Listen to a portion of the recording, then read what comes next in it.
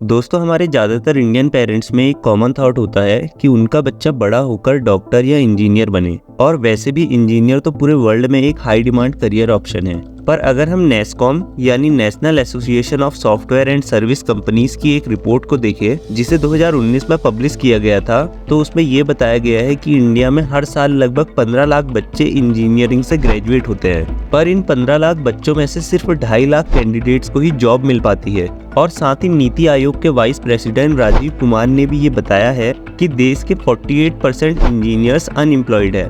तो ऐसे में सवाल ये है कि इंडिया में इंजीनियर्स का अनएम्प्लॉयमेंट रेट इतना हाई क्यों है और क्यों इंजीनियरिंग स्टूडेंट्स अपने फील्ड को छोड़ दूसरी जॉब करने के लिए मजबूर है। चलिए इस वीडियो में समझने की कोशिश करते हैं। दोस्तों इंडिया में टोटल 4,351 इंजीनियरिंग कॉलेजेस हैं, जहां से हर साल 15 लाख से भी ज़्यादा बच्चे ग्रेजुएट होते हैं। और उनका यही एक सपना होता है कि हमारा भी एक अच्छा पैकेज किसी बड़ी कंपनी में लगेगा जिससे हम फाइनेंशियली स्ट्रांग हो पाएंगे। पर अनफॉर्चुनेटली रियलिटी थोड़ी डिफरेंट है, क्योंकि इंडिया में हर साल उन 15 लाख बच्चों में से सिर्फ 2.5 लाख बच्चों को ही जॉब मिल पाती है, जिसके बाद कई बच्चे अनएम्प्लॉयमेंट के कारण किसी दूसरे फील्ड में काम करने के लिए मजबूर होते हैं। पर दोस्तों अगर हम यूएस के डेटा को देखें तो वहाँ हर साल सिर्फ 1 लाख ही इंजीनियर्स अपनी ग्रेजुएशन कंप्लीट करते हैं, जबकि वहाँ की जीडीपी $25 ट्रिलियन से भी ज्यादा है।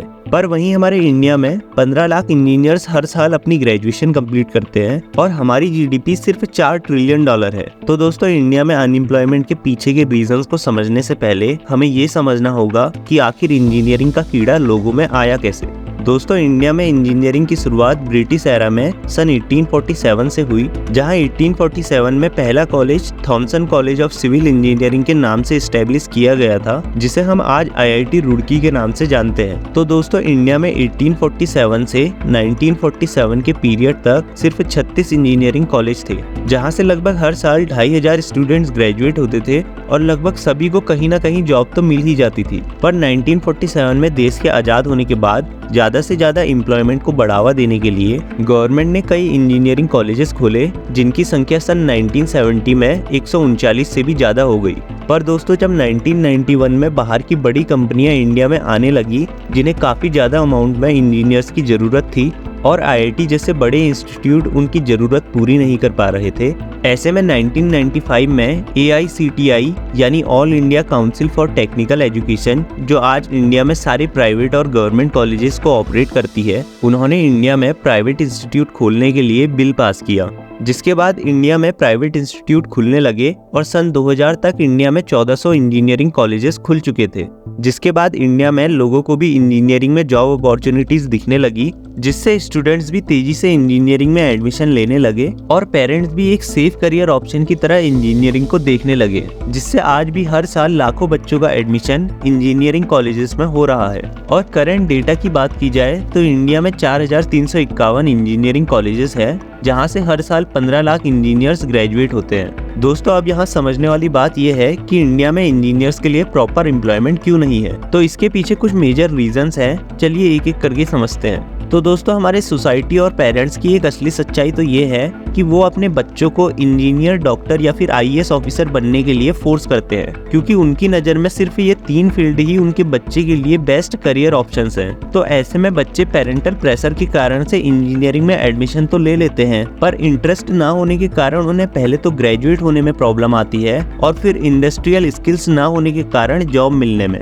जिसके बाद वो इंजीनियरिंग छोड़कर किसी दूसरे फील्ड में काम करते हैं। अब जो बच्चे अपने इंटरेस्ट से भी इंजीनियरिंग करना चाहते हैं, वो जेईई मेंस जैसे एग्जाम में अपीयर तो होते हैं, पर कम रैंकिंग के कारण उन्हें गवर्नमेंट कॉलेजेस नहीं मिल पाते हैं और फिर उन्हें मजबूरी से किसी प्राइवेट कॉलेज में एडमिशन लेना पड़ता है, जहां का इंफ्रास्ट्रक्चर और एनवायरनमेंट तो बढ़िया होता है, पर वहां कॉलेज करिकुलम बहुत ही आउटडेटेड होता है, जहां पर्सनैलिटी डेवलपमेंट और प्रैक्टिकल नॉलेज के बजाय थ्योरेटिकल एजुकेशन पर ज्यादा फोकस किया जाता है। और इन प्राइवेट कॉलेजेस में भी ऐसे प्रोफेसर्स को रखा जाता है जिन्हें बिल्कुल भी इंडस्ट्रियल एक्सपीरियंस नहीं होता है, जो सिर्फ स्टूडेंट्स को बुक ओरिएंटेड एजुकेशन प्रोवाइड कराते हैं। तो अब जब स्टूडेंट्स को प्रॉपर एजुकेशन ही नहीं मिलेगी और उनके अंदर जॉब रेडी स्किल्स डेवलप नहीं हो पाएगी तो उन्हें इंडस्ट्री में जॉब कैसे मिलेगी। और यही एक सर्वे में भी बताया गया है कि 80% इंडियन इंजीनियर्स तो जॉब के लिए फिट ही नहीं है। साथ ही इंडिया में इंजीनियर्स के बीच अनएम्प्लॉयमेंट का एक बड़ा मेजर रीजन ग्रेजुएट इंजीनियर्स की ओवर सप्लाई भी है, क्योंकि हर साल इंडिया में लाखों बच्चे इंजीनियरिंग में एडमिशन भी लेते हैं और ग्रेजुएट भी होते हैं, जिससे देश में कॉलेजेस भी लगातार बढ़ रहे हैं, पर जिसके रिजल्ट में इंडस्ट्री में इंजीनियर्स की डिमांड कम हो चुकी है और कंपटीशन बढ़ गया है।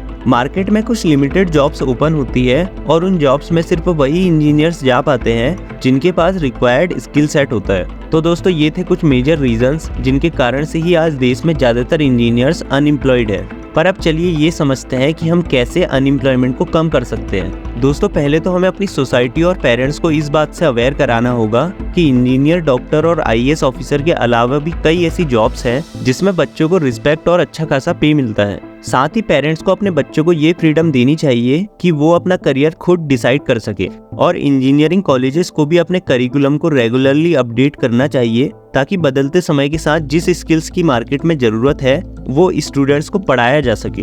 और इस बात का ध्यान दिया जाए कि स्टूडेंट्स को सब्जेक्ट की थ्योरेटिकल नॉलेज कम और प्रैक्टिकल नॉलेज ज्यादा हो। साथ ही गवर्नमेंट को भी अनएम्प्लॉयमेंट को ध्यान में रखकर इंजीनियर्स के लिए ऐसे प्रोग्राम्स लाने होंगे ताकि वो खुद से एंटरप्रेन्योरशिप या अपना स्टार्टअप शुरू कर सके। तो दोस्तों इस वीडियो को यहीं एंड करते हैं, और प्लीज अगर ये वीडियो आपको अच्छी लगी हो तो हमारे चैनल को जरूर से सब्सक्राइब करें ताकि हम और ऐसी वीडियो बना पाए।